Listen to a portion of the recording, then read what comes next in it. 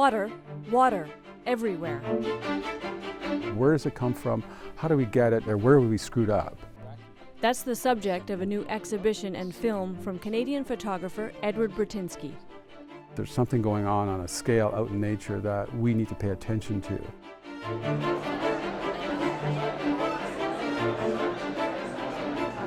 Burtynsky is a landscape photographer, but not in the typical sense. You won't find any natural vistas in his work, no calm, untouched lakes or peaceful snow-capped mountains. Burtynsky has made a career of photographing man-made landscapes. His subject isn't nature, but what we've done to it. I was in Pennsylvania and I did a wrong turn and I ended up in a town called Frackville, and it was a surface coal mining town, so it was all mining a big seam in that town, but it went on for mile after mile after mile.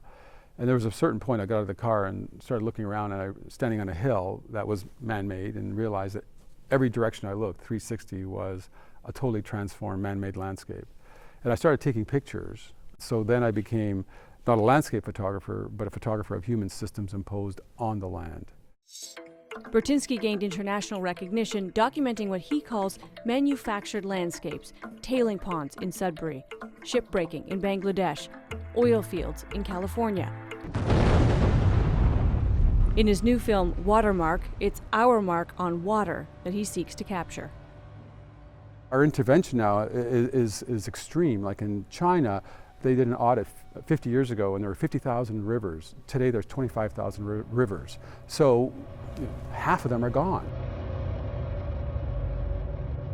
You've spent a career looking at how human beings are intervening in our environment and documenting it. And there's a quote in the film when you refer to your understanding of that. And you use the words, lament the loss. What's the loss that you refer to? Well, when I first began to think about this idea well over 30 years ago, to me it was interesting as a bigger idea is the relationship between man and nature, how we go to nature and take what we need, like going to a cupboard and getting what you want out of the cupboard and using it. So I think the work is always intended to bridge that disconnect, to make us aware that there is a consequence to 7 billion people living an urban life, and that's what it looks like. To Edward Burtynsky, this is what it looks like. 10 countries. We're good to roll. Okay. 20 stories, 3 years of documenting our relationship with water. Looking good. The promise of the film is, how does water shape us, and how do we shape water? What's your answer to that? Well, the way we shape water is every time we take water from where it naturally flows, we're diverting it. So there's a winner. Whoever gets that water is the winner, and somewhere downstream is the loser. So, like in the Colorado Delta, we did some work there, and this older woman remembers being a child and fishing there, and where it was this 1,000 square mile, brackish, beautiful delta, and the Colorado River stopped 40 years ago. So there hasn't been a drop of water from the Colorado hitting that delta. It's now a vast desert. His process is intense. He does months of research before taking a single photograph. Oh, this one's still, eh? It's still feeling really pink. Yeah. I don't know, it looks kind of like candy floss or something.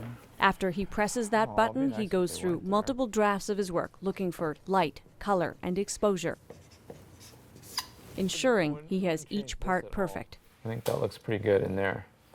So this would be an amazing, 3 to 4 o'clock shot. Yeah, that would. Like his work photographing the Kumbh Mela festival in India. Sun right there. I was really emotionally taken by going to India and the Kumbh Mela festival, to be in a place where the whole population of Canada pretty much is there on the same day for the most holy bathing day that happens once every 12 years. And for me to make those pictures, it was extraordinarily hard. I was there 3 years earlier to get a feel for the festival when there was only 10 million people there in a different location. To be in the presence of 30 million people releasing on that level was hard not to feel it yourself, that there's something like profound in being in the presence of that experience. An artist like you, we know, must think about composition and light and balance and the elements in the photograph. You also know a lot about the subject. You tend to know how much gravel the quarry is producing or why the tires are there. Why is that important? Well, one of the ways in which I go from an idea to a specific place is a very tricky route. But one of the kind of pointers I use to get me there is what is the largest example, human example of that activity? So if it's an iron ore mine, what are the biggest iron ore mines in the world? That's where I start. And now you start to research and how much are they mining and where is it happening and now how do I get in there? All those things were all understood before I picked up my camera. Burtynsky knows what he's shooting. He knows the impact on nature of the man-made landscapes he sees through his lens. But in its final form, none of that information is explicitly present. It exists only as a print on a wall or in a book, or a scene in a film. Even the names of his prints are simple. Highway number 1, nickel tailings number 30, mines number 13. Would you consider yourself an activist? Not in the traditional sense of the word, maybe subliminal activist. I feel that if I just became an activist and said, you know, this is right and this is wrong, it's a kind of simplistic argument to say that mine over there, you know, that's taking iron ore or copper out of the ground, you know, cease and desist. What we're trying to do is let the imagery, let the visuals carry the weight of the story, to give you just enough information to understand what you're looking at, but not to tell you how to think about what you're looking at. There could be a way to document the oil industry, big manufacturing, industrial mining in a way that's horrifying, that would shock and horrify people. You document it in a way that's beautiful. People want to hang it on their wall. Why is that? Well, to me, it's if you make something that you want to avert your eyes away from, then you don't bring it into your life. And so for me as an artist, I'm interested in communicating with my audience. And I feel that aesthetics is one of the most enduring kind of characteristics of humans. We move towards them. You know, when we go out and buy clothes, we buy something that we feel looks great. We buy a house, we're not buying one that's ugly, we're buying one that we feel is the one that you want to live in, the one that does something for you. So everything, you know, that we do is defined by wanting to be in the presence of things that visually and emotionally appeal to you. But just behind that aesthetic lies the story, and every image is about that lament. And there's the dilemma. There's a risk to Burtynsky's method. Can he trust his viewers to know what they're looking at in a way that matters to him, to see the lament, to see what he sees? How do you feel about the knowledge that some people will buy a piece of your art and hang it on their wall because it's pretty to them, because they like to look at it, and it doesn't mean anything more than that to them?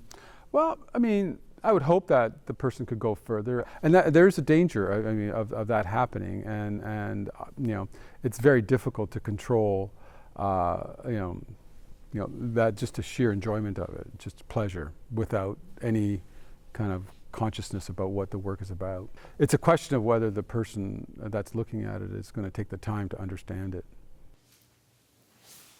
What I look for when I'm shooting with the camera is, at what point does the thing I'm looking at no longer appear banal, where all of a sudden the image has all the proper characteristics to make you want to stand in front of it and look at it. Every subject I'm photographing isn't becoming less relevant, it's becoming more relevant. With water, we thought, you know, it's ambitious, but we thought, is it possible to have it when you turn the tap on the next time, there's a deeper respect for that stuff that's coming out of your tap? Water is a right to life. I mean, without it, we die. Amanda Lang, CBC News, Toronto.